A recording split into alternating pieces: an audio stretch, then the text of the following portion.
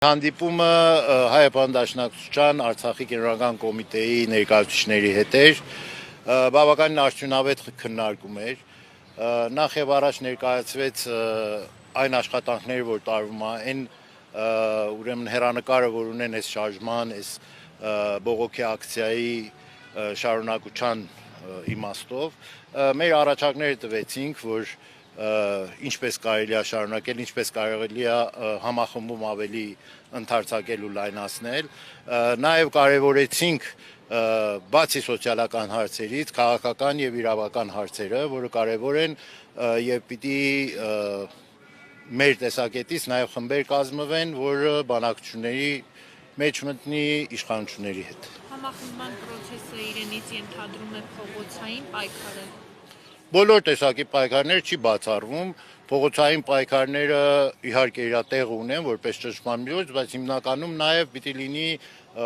խորհրդակցություններ, բանակցություններ եւ հարցի դրական լուծման համար դրանք անհրաժեշտ են։ Որոնք են այդ իրավական հարցերը, որոնք ամենաշատն են ձեզ անհանգստացնում։ Քաղաքացիության հարցն է,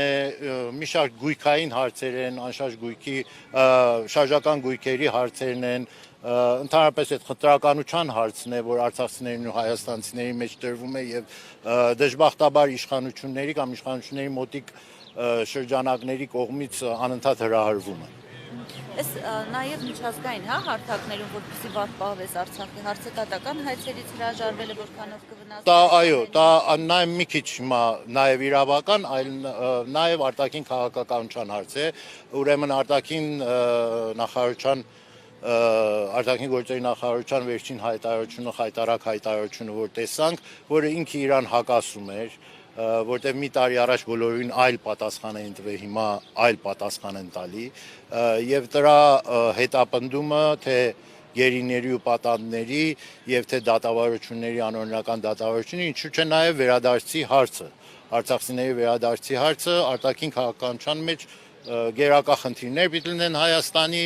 Հանրապետության, որը բոլորովին ժխտում են ու, այսպես ասեմ, դասալքություն են համարում դրանք։ Հիմա եթե իրենք դա հերքում են, ինչ է ակնկալում երկխոսությունից իշխանությունների հետ, գուցե ավելի այլ հարթակներ։ Համենայն դեպս պիտի իրանք իրանց փաստարկները բերեն, իհարկե այլ հարթակներ միշտ գոյություն ունեն, ես դες չեմ թաքցնի նաև ասելու, որ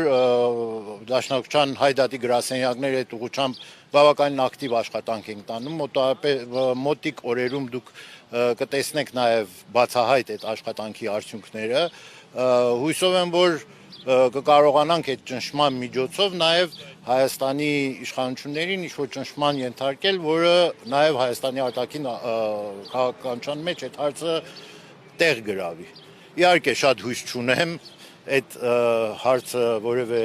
դրական լուծում ունենա, որտեղ միտումներ արդեն երևում են, անընդհատ պարտվողական, անընդհատ զիջողական, անընդհատ դասալքության քաղաքականությունը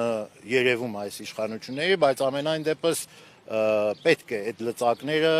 օգտագործել արտաքին քաղաքականության մեր դեսպանությունների, մեր դիվանագիտական շրջանակների, որը որոշ տեղեր ձեզ ասում եմ արդյունք տալիս է։